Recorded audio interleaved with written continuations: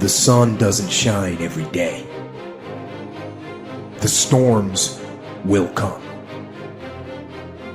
There are times when the nights will be long and dark and you will be alone.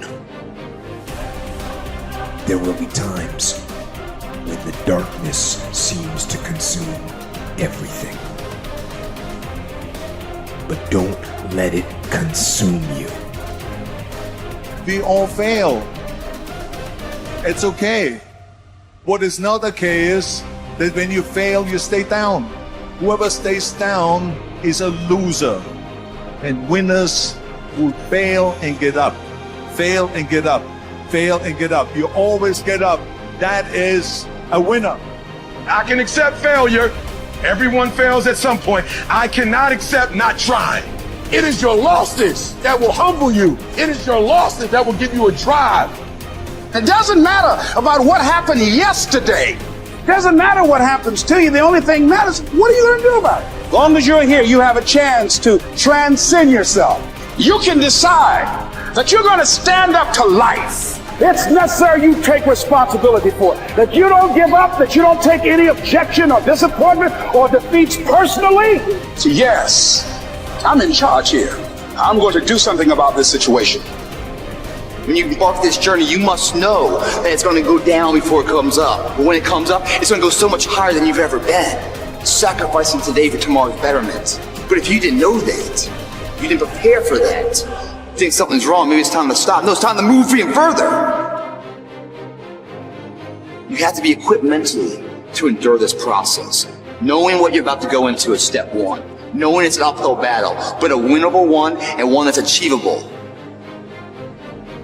Only those who are willing to risk going too far can possibly find out how far one can go. I want to see how far I can go. I want to see what I can accomplish. I want to see what I can do, what I can be, what I can have. I want to see. I don't want to see what I think I can do. I don't want to see what I think is possible. I want to see what my life would look like if I didn't count the cost. Because if you count the cost and you see how much it costs, you might quit. So you got to go in knowing that I don't count the cost. I do as many push-ups as it takes, as many sit-ups as it takes, as many reps as it takes. I pay whatever the price is. You get to a point when you don't count it. You just do whatever it takes to get whatever you want. So you got to consider before you start anything, what is a commitment level? If you commit to something, you don't stop until you win. Wake up in the morning, you rise and you grind. You join that health club, don't quit. You started that business, don't quit. Your mind has got to be steadfast. Your mind's got to be locked in, no matter what. Because we are champions, and we never quit.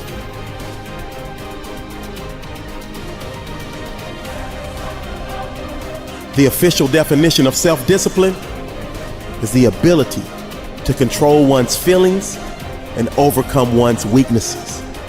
Also, it's the ability to pursue what one thinks is right, despite temptations to abandon it. See, the problem with you is you rarely exercise your self-discipline muscle. You just go with the flow. No backbone whatsoever. And that's perfectly fine until you start whining and complaining about your lack of success. Whining and complaining about your lack of progress.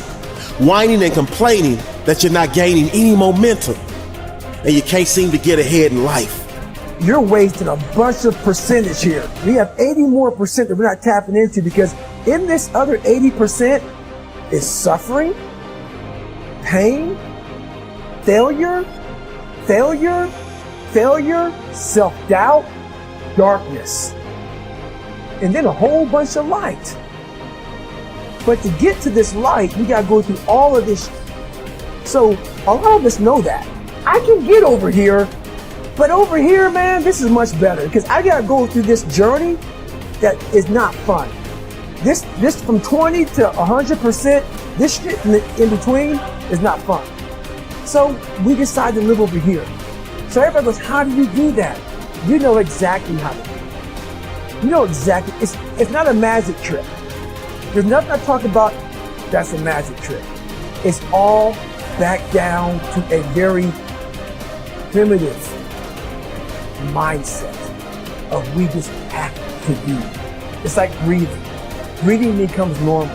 Like, you don't know that we're doing it. That's how you have to live your life.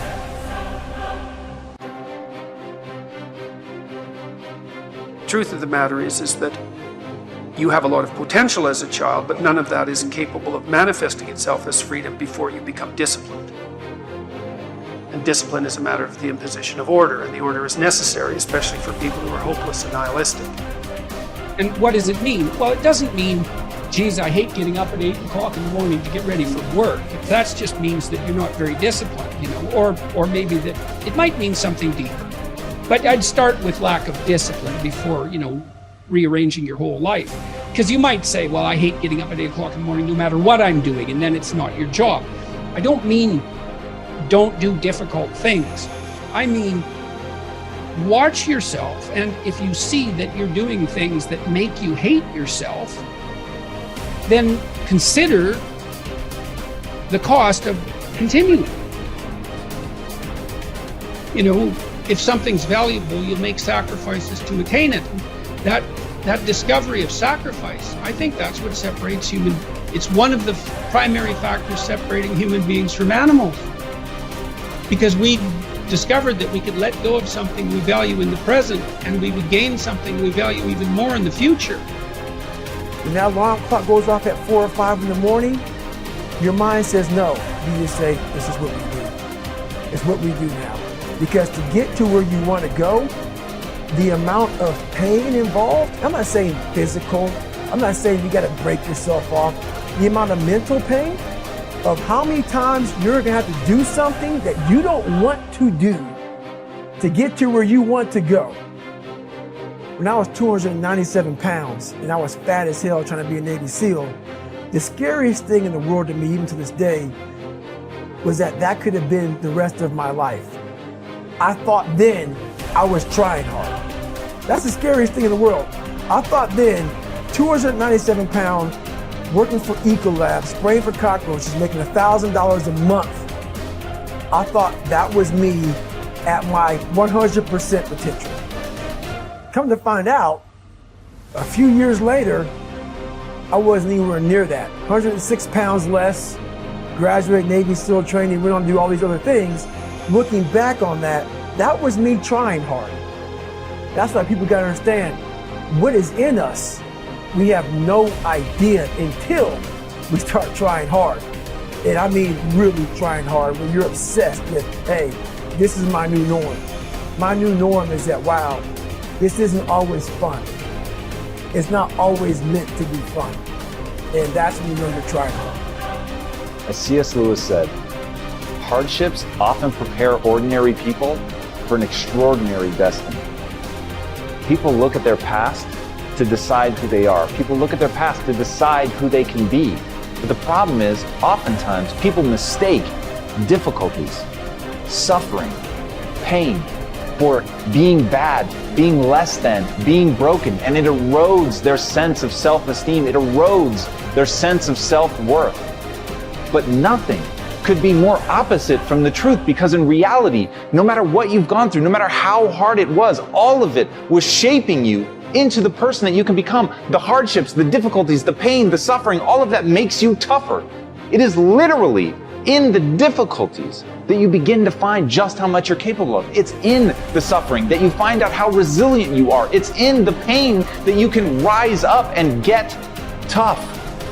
And all of that is going to serve you as you move forward, but you have to know how to frame it. You have to know how to think about it. You have to know that whatever you've been through, that all of it is an opportunity to learn. All of it is an opportunity to grow. All of it is an opportunity to get better, but you have to use it to shape yourself. You have to lean into it. You have to know that the pain and the suffering, all of it is serving you. But if you're telling yourself a story that diminishes you, if you're telling yourself a story that bad things have happened to me, or I've done bad things and that makes me a bad person, then none of it is going to help you. And you're always going to move backwards. And it's going to be this stress and this pressure that's pushing you backwards. Instead, if you could put it behind you, said it pushes you forward, it propels you to be more, then no matter what's happened to you, you can become something truly extraordinary. And as David Livingstone said, I'll go anywhere, provided it be forward. You can't wait for somebody else to make your life better. You got to make your life better. You got to focus on you. Now, I'm not saying forget the rest of the people, but I'm telling you to get rid of the things that are not making you strong, that are not making you better, that are not making you efficient, that's not putting you in a better place, that's not giving you the strength that you need to keep living the life that you have been given. Don't you give up on life, because once your life is over, you can't come back. Leave your mark. Help someone. Lift someone up when they're down. Be the strength for others when they're weak. And maybe when you're at the weakest point in your life, someone will lift you up. Because we all struggle. No one is immune to it. So keep fighting forward. Don't give up.